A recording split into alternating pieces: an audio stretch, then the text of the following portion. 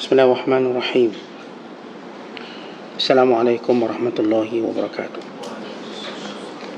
Alhamdulillahilladzi hadana lihaza wa ma kunna linahtadiya laula an hadana Allah. Asyhadu an la ilaha illallah wahdahu la syarikalah wa asyhadu anna Muhammadan abduhu wa rasuluh. Allahumma salli wa sallim wa barik ala sayyidina Muhammad wa ala alihi wa sahbihi wa man sara ala nahjihi wastanna bisunnatihi wahtada bihadihi ila yaumiddin. Amma ba'du. Qala al-musannifu rahimahullahu ta'ala wa nafa'ana Allahu bihi wa bi'ulumihi fid dharain amin. Telah berkata Imam al-Allamah Syekh Abdul Qadir Al-Jilani, semoga Allah Ta'ala merahmatinya dan kita mendapat manfaat serta barakah ilmunya. Tembok agama Nabi kita telah roboh. Engkau hendak minta tolong kepada siapa untuk membangunkannya semula? Sungainya telah kering airnya, dan Tuhan pula sudah tidak disembah lagi. Dan jika pun disembah, maka disembah dengan penuh riak dan nifak. Siapa yang mahu membantuku untuk mendirikan temboknya, meluaskan sungainya, dan mematahkan ahli nifaknya? Aku berbicara ini dengan ilmu. Tidak boleh kita menjelaskannya, tidak boleh menerangkannya kepada raja, dan dibocorkan rahsianya kepada sesiapa pun. Bukit itu kecil, jangan sampai dilihat oleh syaitan. Kelak dia akan merosakkannya. Atau oleh seorang penguasa, kelak akan dibuat angkara padanya. Allah Ta'ala telah bersumpah dengan bukit Tur Saina untuk memberi peluang munajat kepada kekasihnya dan kalimnya dan tajallinya padanya. Jika hati mengenali Allah, terbuka luaslah dia sehingga dapat meliputi jin, manusia dan malaikat, sampai apabila tiada apa lagi yang menghalanginya dan tidak melihat kepadanya, barulah didekatkan Allah dan dihampirkannya. Tidakkah engkau pernah mendengar tentang kisah tongkat Musa AS? Bagaimana dia boleh menelang sekian berat tongkat dan tali temali alisai Fir'aun, namun tongkat itu tetap dengan bentuk aslinya, tidak berubah sedikit pun. Muslimin dan muslimat sedang penonton yang dirahmati Allah sekalian, bicara Syekh Abdul Qadir tentang bagaimana peri pentingnya kita umat Islam menjaga agama Allah SWT dan menegakkan sunnah Nabi SAW. Agama ini yang dibina oleh Rasulullah SAW, yang dibawa, yang diajar oleh baginda SAW. Islam agama Allah yang Allah Ta'ala taklifkan permulaannya kepada baginda sallallahu alaihi wasallam, menyampaikannya, menyebarkannya, menjadikan semua manusia tunduk patuh beribadat kepada Allah dengan penuh keikhlasan. Sebagaimana Allah turunkan firman-Nya dalam suratul Bayyinah ayat ke-5, wa ma umiru illa liya'budullaha mukhlishina lahuddin. Dan tidaklah mereka semua diperintahkan melainkan untuk mereka benar-benar ikhlas dalam beragama.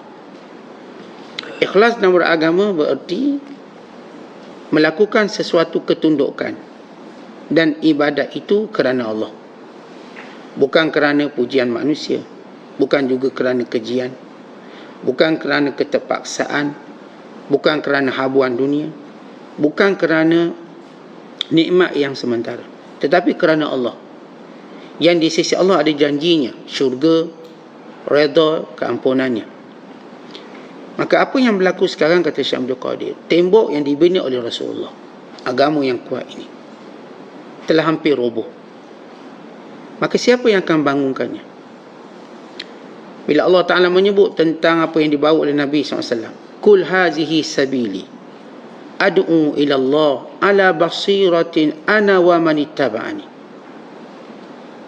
Bila Allah Ta'ala menyebut perintah kepada Nabi SAW, wahai Muhammad, katakan kepada mereka, hazihi sabili, inilah jalan aku, ad'u ila Allah, aku menyeru kamu semua kepada Allah, ala basiratin, dengan penuh jelas terang benderang ilmu pengetahuan, ana, aku, wa manittaba'ani, dan siapa yang ingin ikut aku.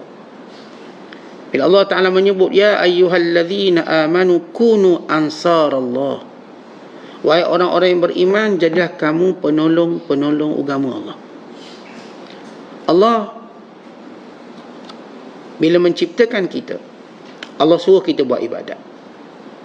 Sebagaimana Allah sebut dalam Al-Quran, wa ma khalaqtul jinna wal insa illa liya'budun. Tidak, aku jadikan jin dan manusia melainkan untuk beribadat kepadaku. Beribadat, suatu kalimah memberi maksud semua kebaikan yang Allah suruh. Ibadat itu bukan khusus pada solatnya, puasanya, semua kebaikan yang Allah suruh. Ketika mana kita melakukannya, maka kita sedang beribadat. Bila kita senyum kepada kedua ibu bapa kita sedang buat ibadat, kerana itu yang diperintahkan. Bila mana kita melayan isteri kita dengan baik, maka itu ibadat. Bila mana kita menafkahi isteri kita, tidak mengabaikannya, maka itu ibadat. Dan bila mana kita berlaku rahmat kepada anak-anak kita, maka itu ibadat. Hatta bila mana kita mencium anak-anak kita, itu ibadat, dan ia kebaikan.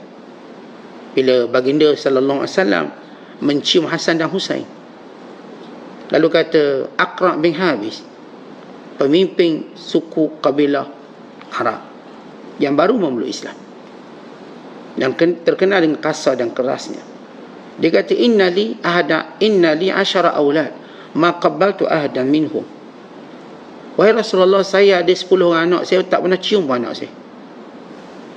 Lalu kata Nabi SAW, siapa yang boleh menghalang kalau Allah nak tarik rahmat yang ada dalam hati kamu? Maknanya cium anak-anak itu adalah rahmat, dan rahmat itu yang diperintah oleh Allah, dan itu ibadat. Maka konsep ibadat, supaya kita faham, bila Allah Ta'ala menyatakan tidak jadikan jin dan manusia melainkan beribadat kepadaku, maksudnya melakukan semua kebaikan. Dan kebaikan itu bila kita lakukan, kita perlu ikhlas. Dan bila kebaikan kita lakukan, kita juga kena sebarkan pada orang lain. Sebar kebaikan pada orang lain ini namanya dakwah. Dan bila mana kita sebarkan kebaikan ini, maka ada yang menghalangnya. Yang pertama-tama menghalang kebaikan yang kita nak sebarkan ialah syaitan. Kerana syaitan tidak mahu manusia masuk syurga. Maka apa yang syaitan buat ialah menyelewengkan manusia daripada kebaikan. Sebagaimana Allah menceritakan sumpah syaitan, sumpah iblis, la ughwiyannahum ajma'in, akan kusesatkan semuanya. Maka bila kita diperintahkan buat ibadat, kemudian kita diperintahkan menyebarkannya pada orang lain, Allah Ta'ala berfirman, wa man ahsanu qawlan mimman da'a ila Allah wa amila salihah wa qala innani minal muslimin. Siapakah yang lebih baik perkataannya daripada orang yang menyeru manusia kepada Allah? Apa yang kita serukan? Supaya beribadat pada Allah. Apa itu ibadat? Berbuat baik yang diperintahkan oleh Allah. Siapakah yang lebih baik daripada golongan ini?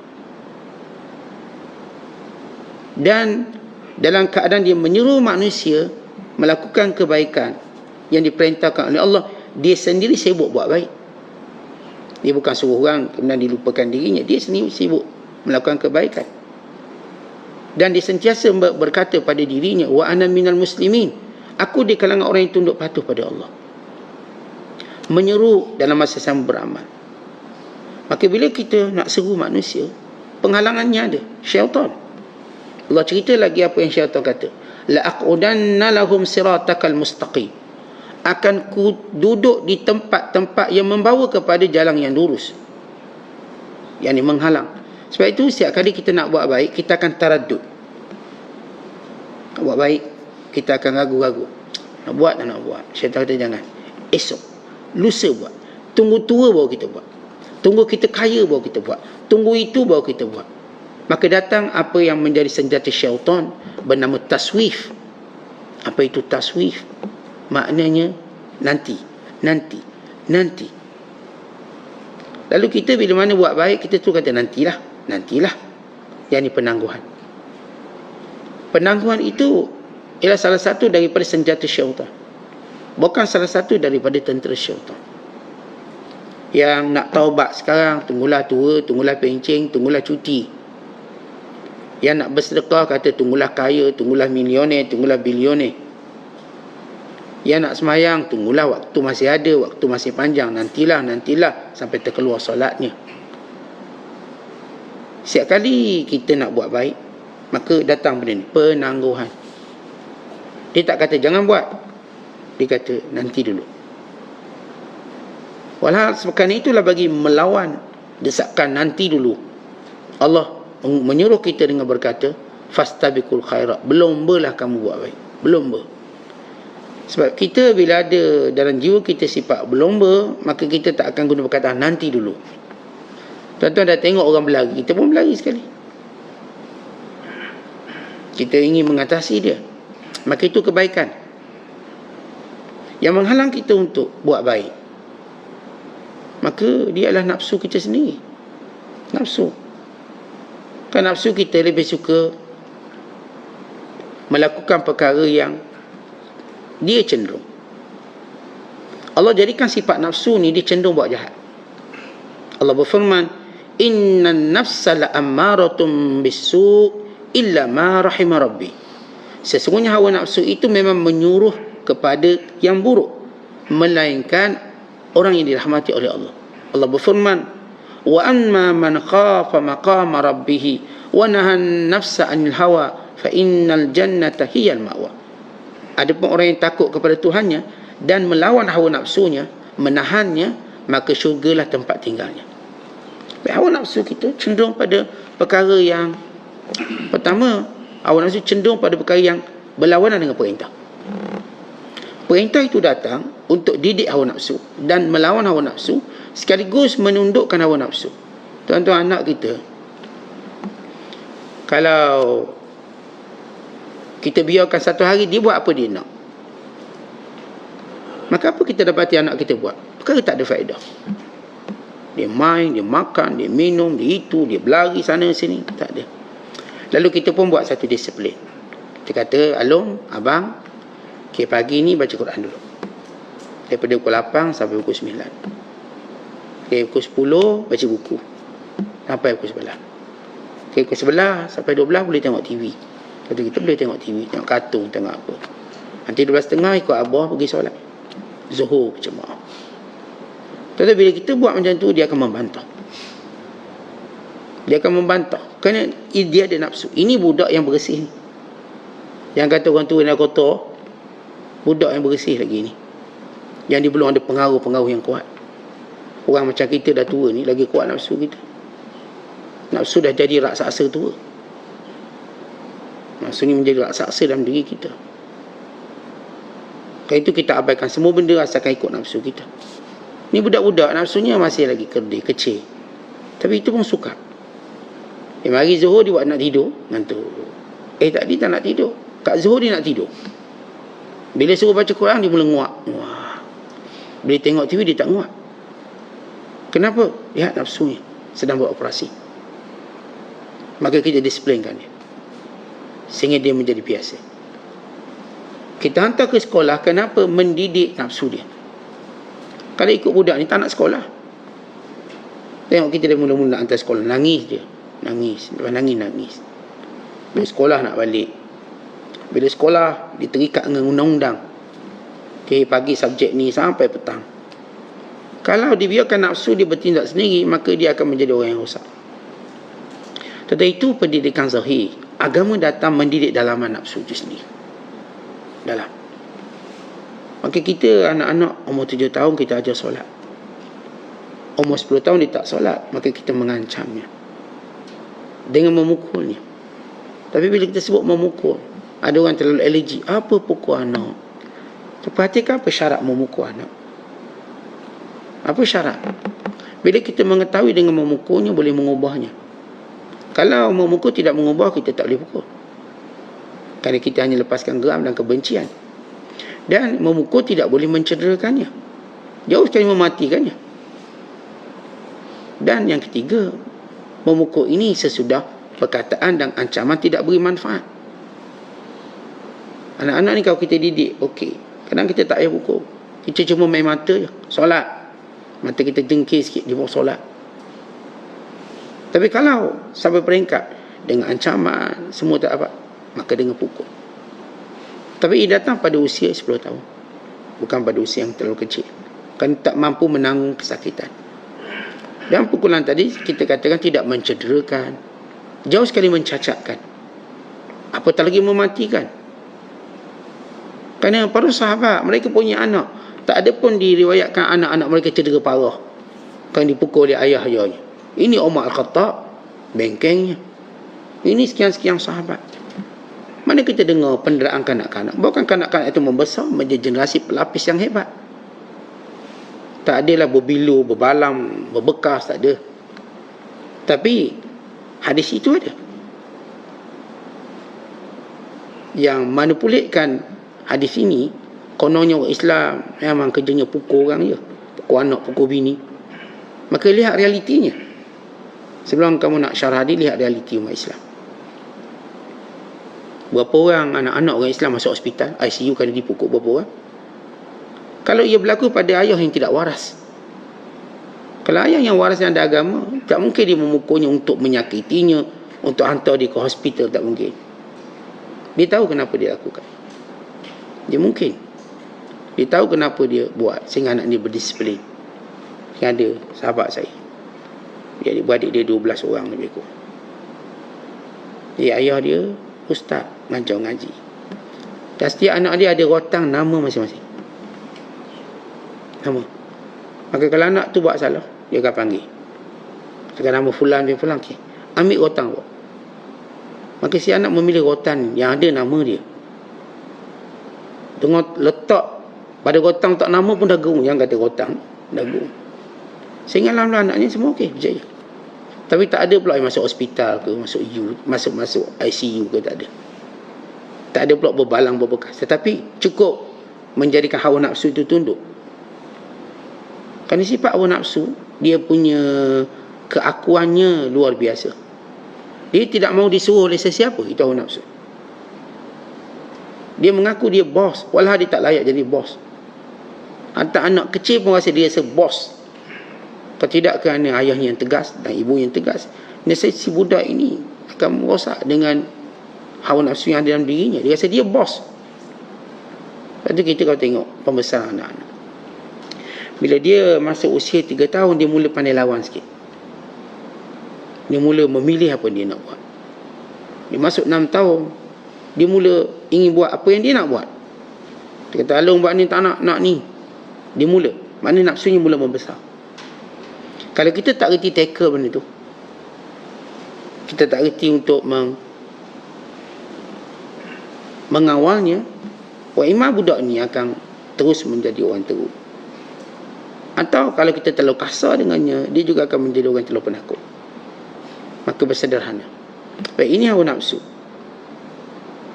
yang akan menghalang kebaikan. Sebab itu bila kita nak solat, lihat hawa nafsu kita. Macam mana dia digunakan oleh syaitan supaya kita terus tangguhkan solat. Sebab kenyang lah, sebab ngantuk lah, dia tangguhkan. Kemudian kita ketiga, musuh kita ialah manusia. Manusia bila kita nak buat baik, sokongannya tak banyak.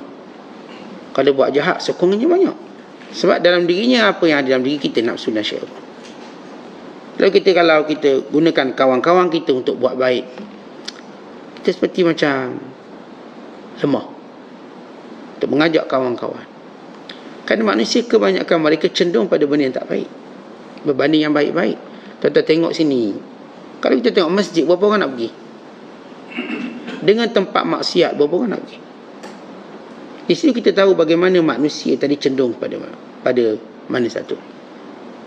Manusia cenderungnya pada benda-benda yang akan menghiburkan dia, mengembirakan dia seketika, walau dia derita selepas itu. Tapi untuk kita ajak kebaikan, kita memerlukan kesungguhan. Ajak manusia. Ajak manusia ni lebih susah daripada kita ajak kambing lembu. Ajak kambing lembu masuk kandang senang je. Tapi ajak manusia untuk masuk rumah Allah, susahnya. Ajak masuk rumah Allah dengan ada aircon, dengan kapet, dengan ada makan minum, pun masih belum tertarik. Tapi pergi tempat lain dengan panas, dengan sesak-sesak, sampai pingsan, sampai mati. Kita belum dengar orang bersesak-sesak dalam masjid sampai mati. Yang bersesak-sesak di stadium, di konsert sampai mati, kita selalu dengar. Ada orang kata ni bersesak-sesak masuk masjid, ramai 3 orang mati sebab bersesak masuk masjid. Tak. Yang bersesak ke stadium mati. Bukan sekali kita dengar cerita dia. Bukan kita dengar cerita kat Eropah, kat Amerika, even di Asia, even di Malaysia, yang melihat sukan bergaduh, berbalak. Ya, kita dengar teruk. Tapi mereka tetap kekal. Masjid ni baru bala sikit dah viral lah. Tu orang tak lagi masjid, gaduh masjid tu. Padahal seorang je. Yang kat stadium selalu gaduh, kat ni selalu gaduh, orang tetap pergi. Orang tak nampak jahat tempat tu. Masjid ni kalau ada sikit lah pergaduhan, oh viral, maka teruk, maka tak pergi. Gaduh. Stadium gaduh tiap-tiap hari. Dia bukan gaduh kecil tu, skala besar. Semua pemain dengan pemain, jurulatih dengan jurulatih, pemain dengan penonton, penonton sama penonton, gaduh. Tapi kekal dianggap tempat yang paling menyatukan. Konongnya sukan penyatu. Setiap bila pula sukan menyatukan manusia? Melainkan menanamkan kedengkian, kebencian yang menunggu waktunya untuk hancur, untuk meletup. Siapa kata sukan itu menyatukan? Ia tidak menyatukan. Ia merosakkan. Dan ia mencari, kita kata mengoyak, ataupun mencari-carikan ukhuwah sesama mereka. Kerana setiap penyokong cenderung menghina. Cenderung menghina. Jurulatih ini, jurulatih. Yang ni kecenderungan. Kerana itu untuk ajak manusia ke arah kebaikan, kita perlu kuat. Dan manusia cenderung untuk benda-benda lain. Benda baik walaupun kita letak satu prasarana yang baik. Tuan-tuan tengok masjid, dia punya prasarana ni Masya Allah, dengan besar, dengan banyak bilik air, tempat mandi ada. Semua ada ni prasarana masjid, dengan lawa, dengan cantik. Tak pergi juga. Tapi dengan tempat-tempat lain, dengan buruk, dengan berbau, dengan busuk, dengan tandas yang kuat, penuh. Maka manusia ada kecenderungan yang aneh. Maka ini penghalang kita. Sebab kita manusia ni, kita akan suka tengok kat mana ramai. Itu kedai makan yang ramai kita pergi, yang viral. Memang cenderung kita ke situ. Ramainya kat mana? Kat sini. Kat sini lah. Atau dalam menyokong, misalnya siapa sokong ramainya kat mana? Kat sini. Kita pun ikut. Sehingga kita tak ada prinsip kenapa kita buat. Sebab manusia cenderung mengikut manusia. Dia cenderung mengikut manusia. Dia tengok ramai sini, dia pun berkerumun kat sana. Dia macam semut. Semut berkerumun kat situ walaupun dah mati ramai, kerana dia menghurung madu ataupun gula, dah mati banyak. Masa tu berkerumun di situ. Seolah-olah kematian tidak jadi iktibar. Tu kita tengok ni dalam bekas madu, penuh semut mati dalam tu. Yang lain-lain masih belum ambil iktibar rakan-rakan yang terjun mati. Untuk mereka mati sekali. Akhirnya ribuan mati. Begitu keadaan manusia. Dia nak pergi tempat orang ramai, walaupun dengar cerita mati, dia tetap pergi. Kenapa? Kat situ ramai orang. Yang kat sini selamat, tapi tak ramai orang, saya tak nak pergi. Dan halangan keempat dalam kita nak seru kebaikan, ialah dunia, sifat dunia ini sendiri. Dunia ini begitu menawan. Semua orang nak janji yang cepat. Dunia janjinya cepat bagi setengah orang. Akhirat janjinya lambat bagi setengah orang. Lambat, dia tak nampak. Mana tak nampak pun. Dia pakai mata dia, tak nampak. Dia tak pakai hatinya. Kalau pakai hatinya, dia dah nampak sebelum itu. Bukankah Allah yang memberikan segala nikmat yang di badan dia? Bukankah Allah yang menciptakan dia? Tapi ini jadi nak tengok yang dekat-dekat. Jadi bila kita nak menyuruh ke arah kebaikan, dan itu kewajiban kita. Kewajiban kita. Sebab itu kata Syekh Abdul Qadir, tembok Nabi bina ni dah roboh. Artinya mengajak kebaikan, bersuka pada kebaikan ini, generasi ini mula berkurangan. Tentu dulu semua orang hidup berfikir untuk jaga agama Allah. Semua begitu. Tidak ada seorang pun berfikir hidup untuk harta benda mereka. Yang mereka fikirlah agama Allah. Kerana itu mereka tinggalkan Mekah untuk jaga agama Allah. Pergi ke mana? Pergi ke Madinah. Ini Uthman bin Affan yang kaya raya, tinggalkan segala kekayaannya pergi ke Habasyah. Untuk apa? Selamat agama dia. Ini Abdul Rahman bin Auf tinggalkan segala kekayaannya pergi ke Madinah. Kenapa? Jaga agama. Hari ini semua orang jaga duit, jaga ekonomi. Yang penting ekonomi. Walau dia tak dapat apa pun ekonomi tu. Dia ditipu dengan slogan negara akan maju. Baik, negara maju, awak dapat apa? Dia tak maju juga macam tu. Digula-gulakan dengan negara maju. Maka dia lupa bahawa nilai negara itu ialah bila Allah redha. Rasulullah SAW tahu, sebab itu Rasulullah menyeru kepada agama. Di Mekah aman, harta melimpah. Kenapa Rasulullah masih lagi, kalau bahasa mudah yang disebut oleh Abu Jahal, memecah belahkan umat Mekah? Orang Mekah dah kaya raya, dah senang. Semua orang respect Mekah, tanah kunjungan manusia. Mereka semua, purata mereka peniaga-peniaga yang hebat, dihormati di seluruh dunia. Ini musyrikin Mekah, orang-orang Quraisy, semua peniaga. Kenapa Allah hantar Rasul ke negara yang aman? Negara ni dah aman, Mekah. Kenapa dia hantar Rasul? Negara ni dah kaya. Kenapa dia hantar Rasul? Kan isunya bukan isu kaya. Isunya ialah isu akidah, agama. Kerana melihat menyembah berhala, menyembah selain daripada Allah, bertuhankan nafsu, bertuhankan dunia, bertuhankan harta benda, akan buat kebinasaan akhirat kelak pada diri orang ni. Tentang kita, kalau cakap dengan anak-anak kita cakap tentang apa? Masa depan. Kita tengok kecuaian dia, kita marah sebab kita fikir masa depan, walau dah lama lagi. Kau ni besar nak jadi apa ni? Nak jadi orang ke tak nak jadi orang? Budak ni baru umur 10 tahun. Kita bercakap besar nanti yang mungkin 30 tahun, 40 tahun akan datang. Kita dah bimbangkan masa depan dia. Maka setengah ayah dah simpan duit bank untuk anak-anak, bimbang masa depan. Ni anak saya macam mana ni? Saya simpan duit siap-siap lah. Saya beli rumah siap-siap. Masa depan. Tuan-tuan boleh sebut masa depan. Apa maksud masa depan? Sesuatu yang membahagiakan dia. Itu maksud kita. Baik, sesuatu yang membahagiakan dia ialah syurga. Sesuatu yang membahagiakan kita ialah syurga. Itu masa depan kita. Rasulullah SAW melihat umat ini tak ada masa depan. Bila menyembah berhala, mensyirikkan Allah, mengabaikan perintah Allah, ini umat yang tak ada masa depan. Kan di hadapannya ialah neraka dan kemurkaan. Di sebalik Mekah dah kaya raya, dah aman. Apa orang Mekah nak takut? Tak ada orang nak kacau Mekah. Aman. Abraha nak serang Mekah pun Abraha yang hancur. Mekah ada satu pertahanan yang unik, pemeliharaan Allah. Dan ramai raja yang cuba menyerang Mekah, tak berjaya. Rom dan Parsi, kuasa besar ketika itu, juga tak terfikir untuk menyerang Mekah atau menjadikan Mekah di bawah kekuasaannya. Tak terfikir Rom dan Parsi. Mekah ni. Tapi Mekah aman, penduduknya kaya raya, terkenal dengan peniaga. Ni jenis bangsa meniaga semua.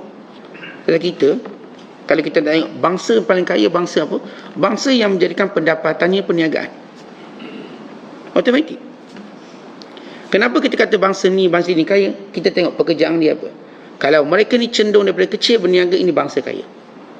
Dan orang Quraisy bangsa kaya. Bangsa meniaga. Dia tak reti kerja dengan orang, dia meniaga. Semasa meniaga. Hatta Nabi SAW juga seorang peniaga. Rasul meniaga. Niaga di pasar, di Mekah. Hatta Rasul meniaga di luar negara, pergi ke Syam, bawa barang dagangan. Ya, bangsa kaya memang bangsa peniaga daripada dulu sehingga akan datang. Kalau kita tengok umat ini tak minat meniaga, jadi dia nak miskin, dia tak nak kaya. Atau dia rela dia menjadi hamba orang. Kalau bila umat nak meniaga, betul umat nak bebas, nak kuat, nak berfikir sendiri, bukan dengan cara orang lain berfikir. Tapi Rasulullah SAW melihat musyrikin Mekah ini masa depan dia gelap. Kenapa keuntungan itu bukan di dunia? Maka Rasulullah mengajak manusia menyembah Allah. Sahabat-sahabat yang dah kaya, Abu Bakar, Umar, Uthman, Abdul Rahman, Mus'ab bin Umair, Sa'ad bin Waqqas, Zubair bin Awwam, Talha bin Ubaidillah. Ini semua sahabat kaya raya. Ini semua jutawan-jutawannya. Waktu itu, akhirnya mereka hilang satu persatu. Abdul Rahman sehelai sepinggang. Uthman bin Affan juga begitu. Ini Mus'ab bin Umair, even pakaiannya pun hilang. Bukan hartanya, pakaian. Diganti dengan guni-guni yang kasar. Ini Abu Bakar bawa semua hartanya yang masih berbaki, yang sempat diambil untuk membantu dakwah Nabi SAW. Ini Umar Khattab juga begitu, meninggalkannya. Lalu mereka pergi ke Madinah menjadi penduduk Suffah, menjadi orang yang tinggal di masjid. Tak ada rumah. Lalu mereka dipersaudarakan. Kemudian mereka mula membina rumah mereka. Mereka mula berniaga. Tetapi kesibukan mereka dalam otak ialah jaga agama. Jaga agama. Itu yang mereka fikirkan. Tapi umat hari ini, umat Islam hari ini, mereka mula berfikir untuk jaga dunia. Lalu agama siapa nak jaga? Lalu pemimpin-pemimpin mereka bercakap tentang jaga dunia. Siapa nak jaga akhirat kita? Siapa? Siapa yang bercakap tentang akhirat kita? Tuan-tuan, sedangkan kita buat semua benda untuk jaga agama. Secara ilmu maqasid, yang paling penting agama. Paling penting. Tuan-tuan, bila kita makan, untuk jaga apa kita makan? Untuk jaga agama. Sebab itu kita tak makan yang haram. Bukan jaga perut. Kita tak makan yang syubhat. Kita takut doa tidak mustajab. Kalau kita makan tadi boleh menyebabkan ibadat terganggu, bahkan tidak diterima, kita tinggalkan. Dan Nabi SAW menyebut, ada makanan haram, bila mana kita makan 40 hari tidak diterima amalan. Dan Nabi SAW menyebut orang yang minum arak tidak diterima taubatnya. Kalau dia kekal begitu, kekalnya begitu, tanpa berhenti, melainkan dia akan dihukum. Tentang kita bila memakai pakaian, sebelum kita cerita lawa, comel, cantik, kita jaga agama, tutup aurat. Kalau pakaian kita yang cantik ini tiba-tiba mendedahkan aurat, kita kena tukar. Belum kita cerita pakaian lawa, comel, kita nak fikir tutup aurat dulu, jaga agama. Kita bekerja cari duit juga untuk jaga agama. Kan itu kita cari hal haramnya.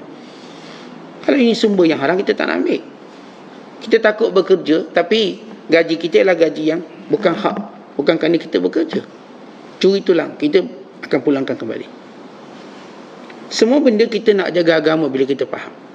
Hatta bila kita memilih pemimpin, juga untuk pemimpin tu jaga agama kita dan jaga agama negara kita. Kalau jaga dunia, tuan-tuan sekalian, maka semua orang boleh buat. Tapi siapa yang akan jaga agama kalau bukan orang Islam? Orang kafir tak akan jaga agama. Yang jaga agama orang Islam. Dan kalau dijaga agama, maka terjaga semuanya. Kerana apa? Kerana Allah Ta'ala nilai manusia sejauh mana kesungguhannya menjaga agama. Allah berfirman, وَلَا يَنْصُرَنَّ اللَّهُ مَنْ يَنْصُرُهُ إِنَّ اللَّهَ لَقَوِيٌّ عَزِيزٌ. Allah akan tolong orang yang tolong agama dia.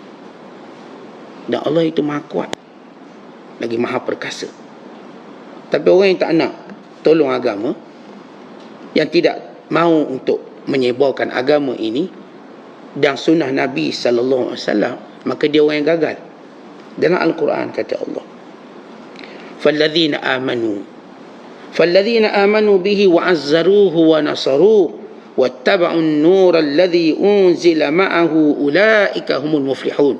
Itu dalam suratul A'raf ayat 157. Kata Allah, dan mereka yang beriman dengan Nabi SAW dengan sebenar-benar iman, dan membantunya, dan menolongnya, dan mengikut cahaya yang diturunkan padanya, yang ikut Al-Quran, mereka lah orang berjaya.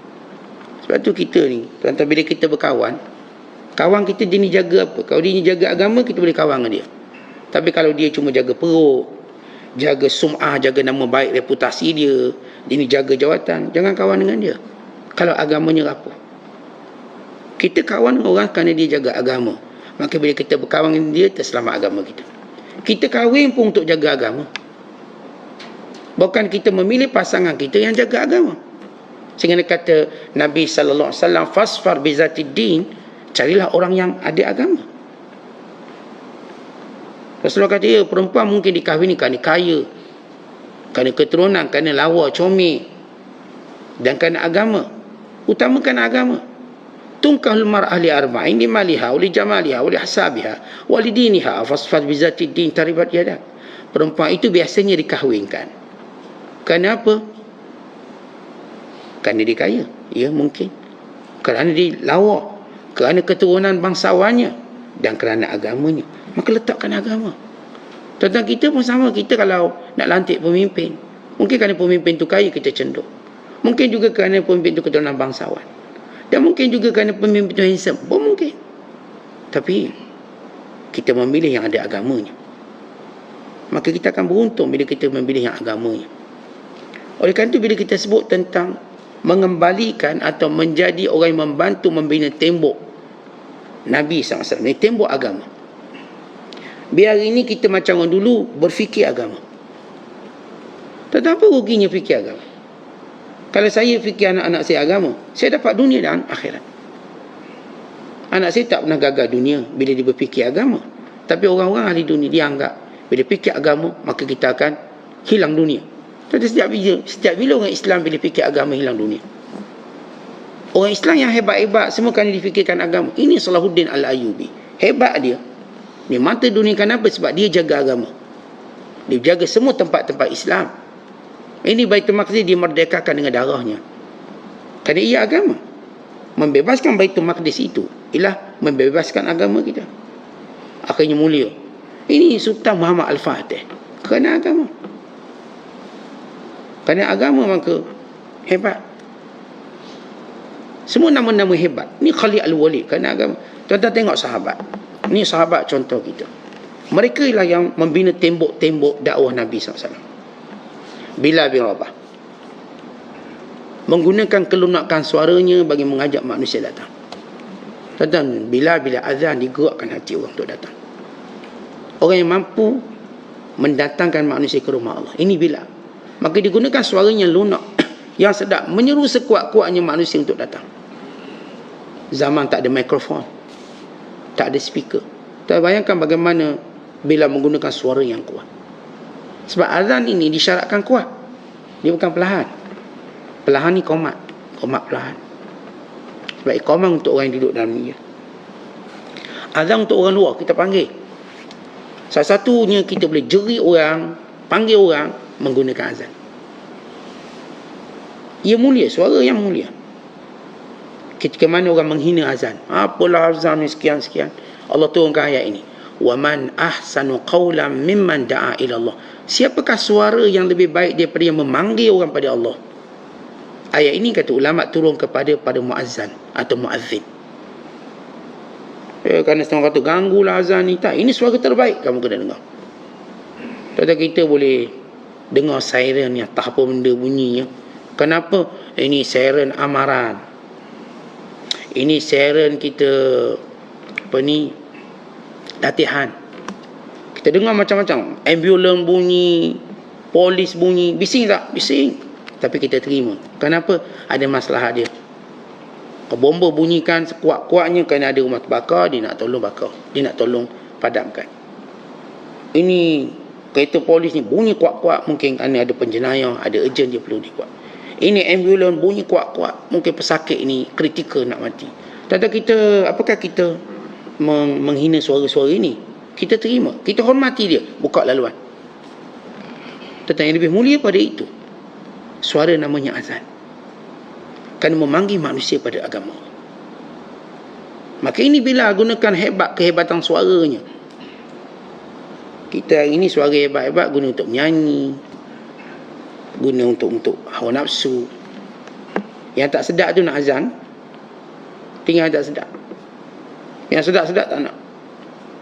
Nak simpang suara dia untuk cari habuan dunia. Tapi memanggil Allah Ta'ala, memanggil manusia dengan nama Allah ini, tidak lagi orang nampak peranan dia. Ini muazzin, orang yang paling mulia akhirat. Muazzin. Sebab itu yang kita dah sebut, kalau orang tahu kelebihan azan, bergebuk. Kita tak bagi orang lain, kita tak rasa macam asyik aku je azan. Dia tak rasa begitu. Orang lain akan kata asyik dia je azan, sebab orang lain nak azan. Dengan hari ni jadi kita rasa asyik aku je azan, orang lain tak nak azan ke?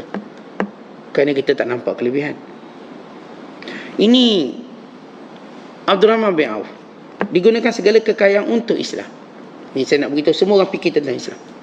Ini Khalid Al-Walid. Apa yang difikirkan dengan kekuatan dia ada? Islam.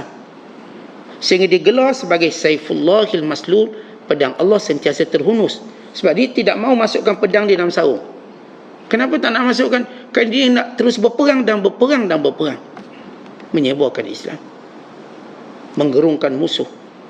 Akhirnya Khalid tak masukkan pedangnya dalam sarung.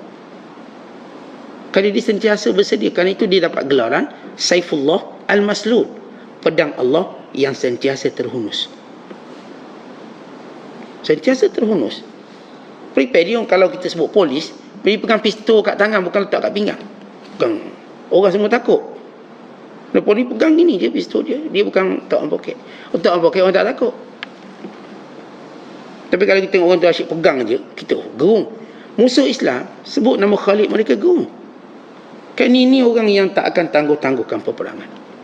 Kau cabut hari ni, semalam aku dah datang. Dia punya berani ni. Kaji cabar nanti luntar. Cabar je, datanglah. Sehingga tentera-tentera yang mengikut Khalid lemah, penat. Kenapa? Sebab Khalid tak berhenti. Kalau Umar Al-Khattab menyedarinya, maka tak tak edi. Maka dia pecahnya Khalid. Bukan kerana Khalid tidak berjasa, tapi masa sama meraihkan ni. Saat tentera-tentera ikut ni lemah. Kerana Khalid tak nak berhenti. Jalan. Dia tak nak berhenti. Dia punya kekuatan ni. Tuan-tuan bayangkan kekuatan. Kekuatan dia bukan 5 round. Kalau orang hari ni bertinju, kekuatan 5 round. Masa 5 round lembek. Macam orang makan ubat batuk. Nampak lembek. Tapi dia, kekuatan dia ialah sepanjang hidup dia. Kerana kekuatan ini dipacu atau dipicu oleh kerana sayangkan agama. Mereka sayang agama. Bukan Khalid dapat allowance ke upah ke, tak ada. Bahkan Khalid Al-Walid bila dia mati, dia tinggalkan pedang dan kudanya. Itu pun diwakafkan untuk agama Allah. Bagi siapa yang ingin menegakkan agama Allah, ini kudaku, ini pedang. Dah aku dah tak boleh, dah tua dah. Sampai engkau dia mati di tempat tidurnya. Dia bukan, kalau orang kata Khalid perang sebab dia allowance banyak tu, tak, dia tak ada allowance, tak ada apa-apa. Melainkan kerana cinta agama dia. Maka bila Umar ganti dengan Musanna bin Harisah. Dan Musanna ini seorang sahabat yang kuat, yang gagah, juga seperti Khalid. Ini Musanna bin Harisah. Kenapa meraihkan tentera yang lemah? Bukan sekadar lemah fizikal, lemah akidah juga. Kenapa? Kalau Khalid ada mesti menang. Khalid ada mesti menang. Tak boleh. Allah menangkan kita. Umar tak dibimbang orang bila bercakap menang itu kerana orang. Kan? Ini Allah bagi. Kerana sebagian Islam mula bercakap, kalau Khalid ada, mesti menang. Mesti menang, ya. Ya, mesti menang. Tak boleh kata mesti menang. Siapa pun orang hebat yang ada, kita tak boleh kata mesti menang. Tapi insya-Allah menang. Kita ayat kita nak akidah tu kena jelas. Kerana itu Umar Khattab bimbang, sangkaan itu boleh merosakkan akidah. Boleh rosakkan akidah. Maka dia tukar Khalid Al-Walid kepada Musanna bin Harithah atau Abu Ubaidah Al-Jarrah. Dan demikian kita baca kisah sahabat yang bernama Mus'ab bin Umair. Oleh kerana dia ni ada suara yang lunak, suara yang sedap, dan kerana kepribadian yang kuat, dan dia ni tahan dibuli, tahan ditorture berdasarkan pengalaman dia di Mekah, maka Rasulullah hantar dia sebagai pendakwah pertama di Madinah sebelum Nabi berhijrah. Maka Mus'ab bin Umair berjaya mengislamkan 500 orang. Digunakan kepandaian untuk Islam. Dan ini kalau kita sebut satu persatu para sahabat, semua mereka menggunakan kemahiran yang mereka ada untuk jaga Islam. Tapi kita berada pada zaman orang semua tak nak jaga perut masing-masing. Atau agak suka kita nak dengar pemimpin yang beri jaminan untuk jaga agama. Ya, mereka banyak beri jaminan untuk naik gaji, untuk sekian ni banyak. Tapi untuk jaga agama, siapa yang akan beri jaminan ini? Saya akan jaga agama ini. Saya akan sebarkan Islam. Saya akan pastikan semua rakyat terpelihara agama ini, terjaga. Islam disebarkan. Saya akan pastikan. Khurafat, syirik dibenteras. Kita akan berusaha mengislamkan orang kafir. Siapa pemimpin berani cakap macam ni? Mereka tak berani. Rasulullah SAW tunjuk contoh itu. Sehingga sebenarnya Arab yang menyembah berhala, bukan Nabi bila merintah tambah lagi berhala. Tak ada berhala. Semuanya agama tauhid. Kalau orang Islam dia memerintah, tempat syirik makin banyak, maka dia bersedialah jawab di hadapan Allah. Dia memerintah, tempat syirik makin banyak, atas nama toleransi agama makin banyak, dia kena jawab depan Allah. Kerana di antara tugas pemerintah menyebarkan agama Allah. Itu tugas yang pertama dia. Bukan untuk jaga itu, jaga hal-hal duniawi, tapi hal ukhrawi, keutamaan. Sebab itu Abu Bakar Siddiq, bila zaman Abu Bakar orang murtad, apa yang Abu Bakar buat? Memerangi orang murtad. Kenapa Abu Bakar kata biarlah murtad-murtad yang penting, Madinah kita bangunkan ekonomi, buat bangunan pencakar langit, biar rakyat Madinah mewah. Tak, dia tak fikir macam tu. Aku tak akan duduk diam kalau agama ni terancam. Maka dia kerahkan semua tentera Islam. Akhirnya golongan murtad ini hancur. Tapi kalau kita duduk dalam negara yang pemimpin beri jaminan pada orang murtad, nak murtad boleh, orang nak homoseks boleh, nak lesbian boleh, nak berjudi boleh, semua boleh. Lalu apa yang kita harapkan pemimpin ni jaga? Maka kita takut bersebahat dengan mereka. Sebab itu tuan-tuan sekalian, kita nak orang yang sama-sama kita jaga agama. Kita nak jaga agama, dan pemimpin juga mesti jaga agama. Wajib jaga agama. Kerana kita akan semua mati. Soalan yang pertama Allah tanya ialah, apa agamamu? Mesti tanya, apa agamamu? Yang ni, apa yang kamu buat untuk agamamu? Bukan sekadar agama kita, Islam. Kita buat apa? Para sahabat dah buktikan dia buat apa. Kalau tidak, masakan Islam sampai pada kita. Sahabat yang asal duduk Mekah berhijrah ke Madinah, yang asal duduk Madinah berhijrah pula ke negara lain hanya untuk jaga agama. Kita tuan-tuan, kita hijrah bukan nak jaga agama, kita nak jaga perut nasi, nak jaga sekian-sekian. Keutamaan kita berbicara tentang agama seperti sudah hilang. Sebab itu kata Syekh Abdul Qadir, tembok Nabi ni dah roboh. Sebab semua orang berfikir bukan lagi untuk agama. Dan beliau kata, sungai ini sudah kering. Apa maksud sungai kering? Maksud sumber kepada agama Allah ini, yakni ilmu. Dah orang tak peduli. Orang fikir tentang ilmu-ilmu duniawi.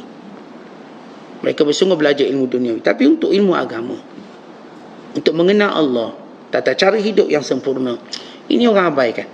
Mereka hidup cara mereka nak. Kalau mereka nak petik agama dan hal-hal tertentu, mereka pilih. Yang ini boleh. Tapi kehidupan sebenar tak? Walhal. Kita tahu tuan-tuan, agama ialah kehidupan semuanya. Agama ni bukan satu bentuk ritual tertentu. Itu Hindu, itu Buddha, tidak Islam. Itu Kristian, itu Yahudi, tidak Islam. Kerana Allah menyebut dalam Al-Quran, wa man yabtaghi ghairal islami dina falan yuqbala min wa huwa fil akhirati minal khasirin. Siapa yang mencari-cari hidup yang lain pada Islam, Allah tak akan terima. Dan dia hari akhirat kelak menjadi orang yang rugi. So, kita nak cari hidup Islam. Tuan-tuan, bila kita berbisnes, cari hidup Islam. Jujur, amanah, tidak menipu, tidak riba, tidak rasuah. Bila mana kita bersukan, menutup aurat, tidak lalai, tidak menghina, tidak mencemuh. Bila mana kita memegang jawatan, bekerja, kita tidak mengkhianati masa dan sebagainya. Maka ini hidup cara Islam. Bila mana kita jadi suami, maka ada panduan dalam Islam suami yang baik. Kata Nabi SAW, khairukum li ahlihi wa ana khairukum li ahli. Sebaik-baik suami yang paling baik dengan isterinya, dan aku paling baik dengan isteriku. Dia seorang suami yang paling baik, suami yang paling baik pada isteri, sehingga isterinya merasa aman kerana ada suami dia. Bukan bila suami balik berdebar-debar takut. Kenapa rasa tak aman? Bukan bila suami balik rasa macam baik tak balik bagus. Maka kita perlu lihat, biar kita pulang ni, isteri kita rindu untuk kita balik. Bila kita ada, dia rasa aman, dia rasa tentera, tenang. Sama juga seorang isteri. Isteri yang baik itu yang baik dengan suaminya. Taklah sampai bila suami balik berdebar, benda lagi nak suruh aku ni, debar, rasa tak aman. Ada rumah ni mesti kena banyak kerja, rasa tak aman. Tak, si suami isteri masing-masing mengamankan. Suami amankan isteri, isteri amankan suami. Okay, masing-masing aman. Maka itu yang Islam ajar, cara hidup nama dia. Anak-anak, cara hidup Islam, mentaati, menjaga ibu ayah dia. Kita tahu tidak ada agama yang paling menekankan hubungan dengan mak ayah berbanding Islam. Hatta kalau Kita seorang yang berbuat baik macam mana pun, kalau derhaka pada mak ayah kita, tak cium syurga. Hatta kalau kita macam mana baik sekali pun, kalau dengan mak ayah kita ada masalah, berarti kita akan ada masalah akhirat kelak. Bahkan tidak ada dosa yang disegerakan selain daripada derhaka pada ibu ayah. Ni kalau derhaka mak ayah ni, tak tunggu akhirat, kat dunia dibayar. Dia ada bayaran pendahuluan dia pada dosa menderhaka pada mak ayah. Ini cara hidup Islam. Kan itu bila Syekh Abdul Qadir kata sungai tu dah kering, sumber-sumber ilmu tu macam orang dah tak nak ambil. Lalu kita guna kaedah apa untuk jaga keluarga ni? Kaedah apa kita guna jaga keluarga? Kaedah apa kita guna untuk jadi isteri? Kaedah apa yang kita guna untuk jadi suami? Kaedah lain. Kaedah hawa nafsu dan dunia. Akhirnya rumah tangga kita penuh dengan maksiat, penuh kemurkaan. Dan lihatlah kesudahan rumah tangga ini. Tuan-tuan, di negara orang kafir seperti tidak ada rumah tangga. Bahkan hari ini tidak ada perkahwinan. Lalu mereka membenci perkahwinan. Kan perkahwinan bererti kami akan hilang segala-galanya kalau berlaku sesuatu. Ni kalau undang-undang di Kanada, kat Kanada, seorang bila kahwin, bila bercerai, duit dalam bank suami separuh dia ambil untuk bagi pada isteri. Dia ambil semua, separuhnya, pembahagian harta sepencarian ini. Lalu mereka jadi trauma dengan apa yang berlaku. Akhirnya kebanyakan mereka, bahkan di negara lain juga, dengan harta sepencarian dibagi separuh-separuh, tanpa mengambil kira sumbangan dan sebagainya. Sebab dalam Islam tak ada istilah harta sepencarian. Maksud harta sepencarian dengan maksud si perempuan ni tak buat kerja apa-apa, maka dia berhak dapat separuh. Tidak, dia ada hak yang lain. Dia ada hak nafkah dan sebagainya. Maka barat agendanya harta sepencarian, separuh-separuh. Apa kesannya pada mereka? Tak nak kahwin. Yang kaya ke semua tak nak kahwin. Kerana kalau kahwin, kami kena bagi separuh harta pada isteri. Kami tak nak kahwin. Akhirnya mereka cuma menyimpan perempuan simpanan yang mereka tidak ada komitmen untuk kita katakan dakwan di mahkamah. Itu akhirnya orang paling kaya di dunia semua, mereka dah tak ada isteri. Tak ada. Mereka lebih selesa dengan perempuan simpanan. Itu kesan dia. Dan mereka tak ada lagi istilah kahwinnya. Lihat cara hidup, bila dia ikut nafsu, dia berkesudahan macam tu. Akhirnya tak nak kahwin. Itu adalah Islam. Bagaimana Islam jaga perkahwinan? Kalau kita masih mendengar cerai-cerai, itu jauh lebih baik kita dengar tak ada orang kahwin. Bila kita dengar ada orang ni cerai-cerai, ini sebenarnya lebih baik daripada kita tak pernah dengar ada orang kahwin. Sebab bercerai bermakna ada kahwin. Di negara barat, mereka dah tak ada cerai sebab mereka tak kahwin. Mereka tak ada istilah cerainya. Lalu mereka cuba untuk menghentam negara Islam. Kononnya cerainya tinggi, walau mereka perkahwinan pun tak ada. Bukan maksud kita tak pernah menyokong idea penceraian, tapi penceraian kadang-kadang solusinya. Tetapi lihat bagaimana Islam dijaga sistem perkahwinan. Sistem perkahwinan paling utuh yang ada pada negara Islam, pada umat Islam. Tahu-tahu ketika mana orang kafir bercakap tentang negara maju, negara maju, negara maju. Bagi mereka maju itu dengan jangan ikut Islam, jangan ikut Islam. Maka kamu akan maju, kamu akan hebat. Untuk bahagia juga begitu. Ada kesilapan-kesilapan yang telah berlaku, yang mereka lakukan. Begitu ketara. Tapi umat Islam tak ambil iktibar sebahagian besar mereka. Oleh sebab itu kita nak hidup cara Islam. Yang saya sebut cara Islam, kita akan bahagia betul. Tapi kalau berpaling daripada cara Islam, kita menunggu sesak nafas kita. Kita akan menunggu sempit dada kita. Bukan kita menunggu azab Allah akhirat kelak. Kemudian kata Syekh Abdul Qadir, Allah tidak lagi disembah. Yang dimaksudkan tidak disembah dengan sebenarnya. Kalau disembah dengan riak dan sombong. Kenapa? Kerana runtuhnya tembok agama yang Rasulullah bina, keikhlasan. Dan kata Syekh Abdul Qadir, siapa nak bantu aku? Tolong aku untuk membantu agama Allah. Tuan-tuan sekalian, kita lihat dalam Al-Quran, Allah menyebut 6 sifat pembantu agama Allah. Apakah kita ada sifat ini? Pembantu agama Allah dia ada 6 sifat. Allah Ta'ala sebut dalam surah Al-Ma'idah ayat 54. Dan pada surah Al-Ma'idah pada ayat 54, Allah cerita 6 sifat pembantu agama Allah. Sebab Syekh Abdul Qadir kata, siapa nak jadi pembantu agama Allah? Dan kerana Allah juga kata, ya ayyuhalladzina amanu kunu ansarallah. Hai orang beriman, jadilah kamu pembantu agama Allah. Tetapi kita semua nak bantu agama Allah. Sebab itu saya kata, siapa yang bercakap tentang menjaga agama, kita bersama mereka. Tak nak jaga agama, saya tak nak duduk dekat dengan orang tak nak jaga agama. Dalam Al-Quran kata Allah, ya ayyuhallazina amanu man yartadda minkum an dini fasawfa ya'tillah biqaumin yuhibbuhum wa yuhibbuna adillatin 'alal mu'minin 'izzatin 'alal kafirin yujahiduna fi sabilillah wa la yakhafuna fillahi lawmata la'im dzalika fadlullahi yu'tihi man yasha wallahu wasi'un 'alim. Wahai orang beriman, siapa yang berpaling dari agama Allah, tak nak cakna agama Allah, tak nak peduli agama Allah, tak nak perjuang agama Allah, bahkan murtad dari agama Allah, Allah akan datangkan satu kaum yang mempunyai 6 sifat. Yang pertama, Allah Ta'ala sayang pada dia. Itu sifat pertama. Allah sayang pada dia. Yang kedua, mereka sayang kepada Allah Ta'ala. Mereka sayang pada Allah. Yani, mereka cukup seronok bersungguh melaksanakan perintah Allah. Dan yang ketiga, mereka bersifat rendah diri kepada orang beriman. Mereka orang yang menjaga ukhuwah mereka. Mereka menjaga persaudaraan mereka. Yang keempat, mereka bersifat tegas dengan orang kafir. Orang kafir, walau bagaimana baik, dia ada agenda tersembunyi. Ada orang dia tertipu, ni orang kafir baik tak? Mereka ada agenda tersembunyi. Kenapa syaitan menyembunyikan agendanya bersama dengan orang kafir yang baik?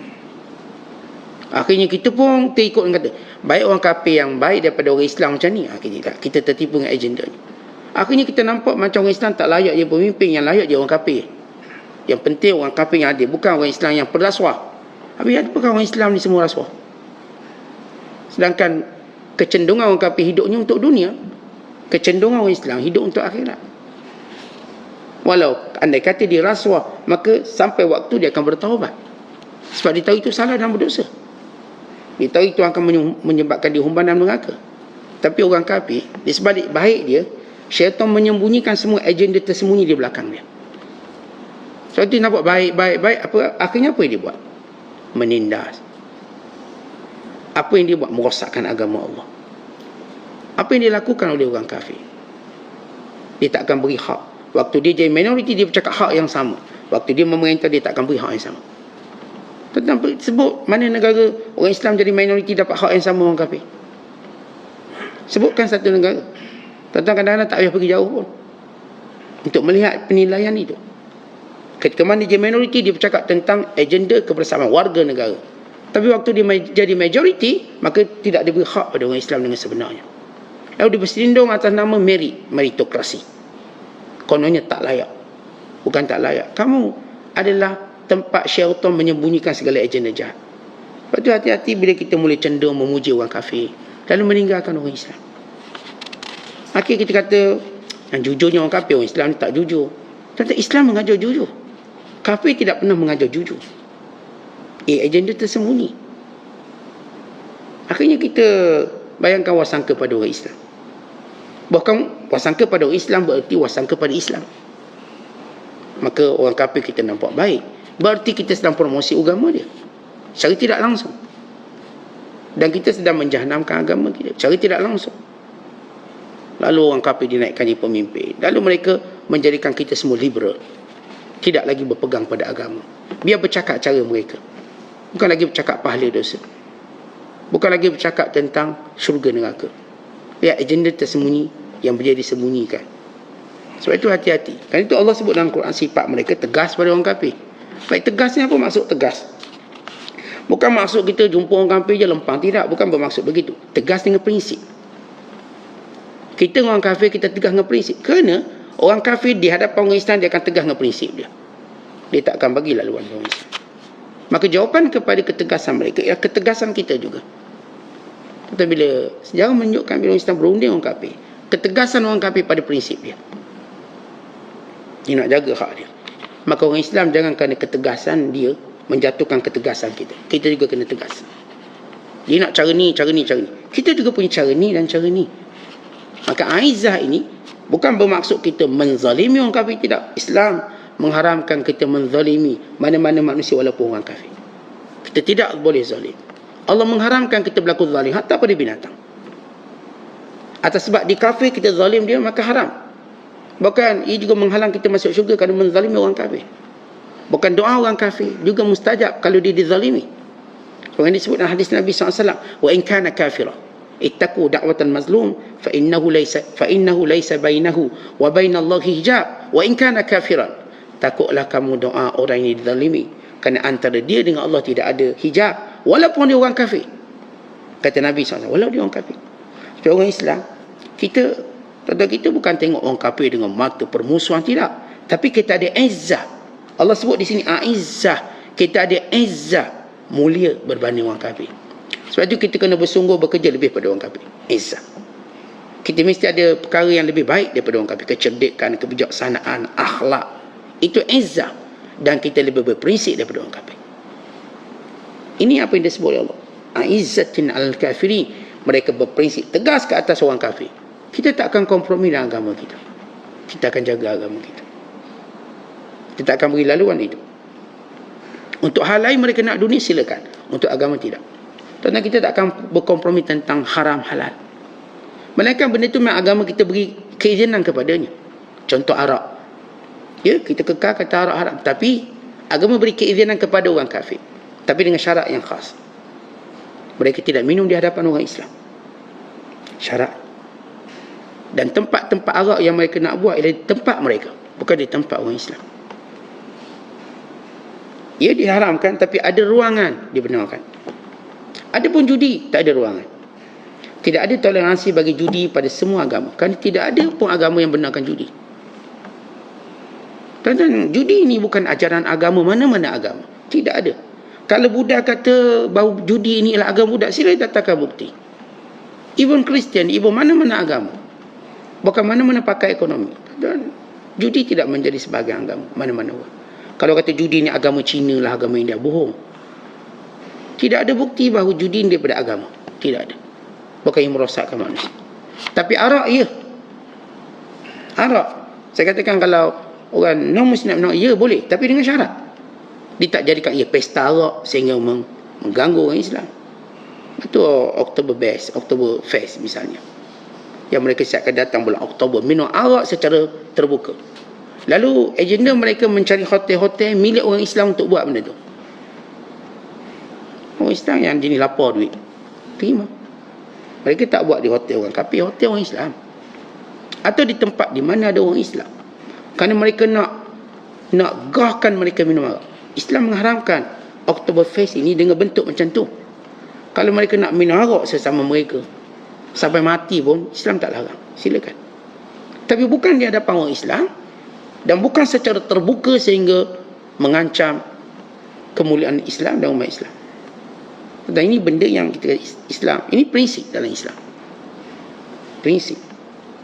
So, kita tahu laluan dia kat mana. Kemudian Allah menyebut sifat yang kelima. Orang yang menjaga agama Allah. Al-jihadu fi sabilillah. Sentiasa dia bersungguh-sungguh dalam mengangkat agama Allah. Bersungguh-sungguh mengangkat agama Allah dalam apa bidang jua sekalipun. Bersungguh ke kita. Tentang kita bersungguh tak untuk angkat agama Allah. Tentang sahabat bersungguh-sungguh angkat agama Allah sampai tak ada seorang pun orang kafir kat Mekah, kat Madinah, kat sebenarnya tanah Arab, kat Yaman, bukan seluruh negara yang mereka masuk. Rom, Parsi, dulu negara Kristian ini negara penyembah api. Lihat sahabat bersungguh-sungguh berjuang pada jalan Allah sehingga Parsi tidak ada penyembah api. Semua sembah Allah. Ini Iran menyembah Allah. Ini Iraq, ialah Empire Parsi. Ini Rom, yang Turki. Rom, Syria. Syria itu nama lamanya ialah Aleppo. Bandar bagi pemerintahan Maharaja Hercules Rom. Ya, apa yang orang Islam lakukan bumi Aleppo ini, Islamkan semua. Sehingga orang Syam menjadi orang Islam terbaik selepas orang Islam di Mekah dan Madinah. Sehingga Rasulullah mendoakan, Allahumma barik lana fi Syamina. Ya Allah, berkatilah bumi Syam kami. Syam asalnya ialah bumi Aleppo. Aleppo nama Rom. Tapi apa yang sahabat-sahabat buat? Bersungguh-sungguh mereka pada Allah sehingga Islam semuanya. Ini yang masuk ke bumi Konstantinopel atau disebut Rom Timur. Rom Timur, pusat Rom Timur. Orang Islam masuk, apa yang Islam buat? Mengislamkan mereka tanpa paksaan. Tapi bersungguh-sungguh mereka dalam melaksanakan perintah Allah. Tentang asas pertama, semua orang kena tahu, Islam tak pernah disebutkan secara paksa. Kerana ayat itu jelas menyebut la ikraha fid din, tak ada paksaan dalam agama. Bila kita sebut bersungguh-sungguh jihad, bukan maksud memaksa orang untuk masuk, tidak. Tapi bersungguh-sungguh mereka tunjukkan akhlak yang baik, dakwah yang baik, contoh yang terbaik, sehingga orang memeluk Islam. Mana pun Islam pergi, negara itu jadi Islam. Islam pergi ke Mesir, asal Kristen Ortodok, menjadi negara Islam. Islam pergi ke Afrika, yang asal tak ada agama, akhirnya Islam. Contoh kita kalau bercakap tentang Afrika, kita bercakap tentang sejarah umat Islam yang hebat, lama. Tapi orang kafir kalau dia cakap about Afrika, dia bercakap tentang perhambaan, hamba-hamba yang kami ambil dari Afrika. Tentang kita sebut Afrika, kita tak sebut itu negara hamba. Negara tempat Bilal bin Rabah yang mulia. Sejumlah sahabat-sahabat yang berasal daripada Afrika, yang menjadi kebanggaan umat Islam. Yang kita tahu Afrika dahulu memeluk Islam daripada Amerika. Bukan dahulu memeluk Islam daripada China. Afrika ni kalau kita baca sejarah, keagungannya luar biasa. Tapi orang kafir mengubah sejarah, sebut je Afrika, mesti cerita orang telanjang tak pakai baju, tak pakai baju, tak pakai seluar. Seolah negara-negara miskin itu. Tidak, Afrika pernah mencatat sejarah Islam yang hebat di bumi Afrika. Termasuk Mesir, Afrika. Sudan, Afrika. Itu masuk dalam negara Afrika. Kan sebab tu orang-orang hitam macam Afrika. Tapi mereka mencatat kemuliaan. Tunisia, Afrika. Algeria, ni negara Afrika semua. Dan termasuklah negara-negara Afrika yang maklum, Senegalnya. Tapi di sana tercatat kisah-kisah sejarah Islam. Bukan kita tahu dalam sejarah Afrika, raja yang paling hebat bernama Raja Najasyi daripada bumi Ethiopia. Walaupun setengah pada pengkaji mengatakan Ethiopia sebenarnya Sudan. Sebab Sudan bila dikaji memang rajanya bernama Najasyi. Tapi pada muhakkik yang lain kata dia adalah Ethiopia atau Habsyah, yang pernah ada satu kingdom, satu kerajaan besar yang diperintah oleh Najasyi yang adil, yang menaiki takhta ketika usianya 9 tahun. Tu kalau kita baca kisah Najasyi, ya sejarah yang hebat dalam peperangan, keadilannya. Tapi kalau kita tanya orang kafir tentang Afrika, dia kata, ya ini hamba, kisah hamba. Slavery. Lihat berbezanya Islam buat dengan apa yang orang kafir buat. Orang kafir jadikan orang Afrika ni sebagai hamba. Orang Islam buat Afrika ini menjadi empire, menjadi mulia. Begitu Islam bersungguh-sungguh dalam mengajak orang ke arah kebaikan. Bukan sifat yang keenam, kata Allah Ta'ala, ialah mereka tidak pernah takut celaan manusia. Wala yakhafuna fillahi laumata laim. Orang cela mereka untuk agama Allah, mereka tak bimbang. Dan ini 6 sifat pada pembantu agama Allah. Maka sifat ni kalau ada, kitalah orang-orang yang membantu agama Allah. Kemudian kata Syekh Abdul Qadir, oleh kerana kita nak bina ni, kita jangan riuh-riuh lagi lah. Kerana ada pendengki banyak yang cuba nak runtuhkan kita. Umpama kita macam Jabatu Sinai, terpencil, tapi di sana Allah berbicara dengan Musa. Contoh kalau kita sebut Sinai, Sinai ni jarak daripada Kahirah lebih kurang 400 km. Dia kawasan yang amat terpencil, di daerah Gunung Ganang, yang kalau logiknya orang takkan buat rumah sini. Tapi kenapa Allah memilih di situ untuk berlantik Nabi Musa jadi Rasul, bukan menurunkan wahyu? Kenapa Allah pilih di situ? Yang Syekh Abdul Qadir cuba huraikan, bila kita nak bersungguh-sungguh menyebarkan agama Allah, maka kita kena diam-diam dan berstrategi. Mesti diam, mesti berstrategi. Jangan sampai pada pendengki itu tahu lalu mereka merobohkan bukit ini, meruntuhkannya. Maka kita melakukan dengan penuh perancangan, kita melakukan dengan penuh kebijaksanaan. Dan ini dakwah. Dakwah ni bukan kita jerit-jeritnya, tapi kita bekerja kuat, bersungguh-sungguh. Mulakan dengan diri kita, mulakan dengan keluarga kita, dia berkembang. Sehingga sampai peringkat mereka tidak sedar, daripada gunung bukit ini lahirnya seorang Rasul.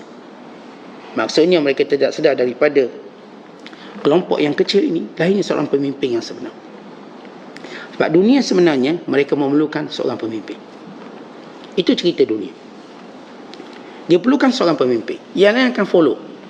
Sebab itu yang berebut je pemimpin ini ialah orang yang punya kepentingan diri, melainkan orang-orang yang dijaga oleh Allah, dipelihara oleh Allah. Sebab itu kita bila lihat pada pemimpin, pertama kita tengok dia nak apa sebenarnya. Dia nak perjuangkan apa sebenarnya. apa yang dipilih, yang tinggi ataupun yang rendah. Kalau dia ada tamak syakhsi atau ketamakan peribadi dia, maka hati-hati. Kalau dia jenis tak pernah peduli tentang agama ini, bagi dia sama je agama dan beri hak sama rata pada agama, maka ini membimbangkan kita. Kerana agama tak akan sama rata. Inna dina indallahil Islam. Agama yang Allah akui cuma Islam. Siapa pun mati dalam kafir, tempatnya dalam neraka. Tak kira siapa dia, walau dia berjasa pada negara, di sisi Allah dia ahli neraka. Yang menciptakan syurga dan neraka itu Allah. Kalau nak masuk syurga, buat syurga sendiri. Kalau mengharapkan syurga Allah, tak akan. Orang kafir tak akan masuk syurga. Kalau orang tahu dia kan dia baik, dia kan patut masuk syurga, buat syurga sendiri dan masukkan dia dalam syurga awak sendiri. Kau bercakap tentang syurga Allah dan neraka Allah, Allah dah beri kriteria. Yang beriman di kalangan mereka syurgaku, yang kafir di kalangan mereka nerakaku.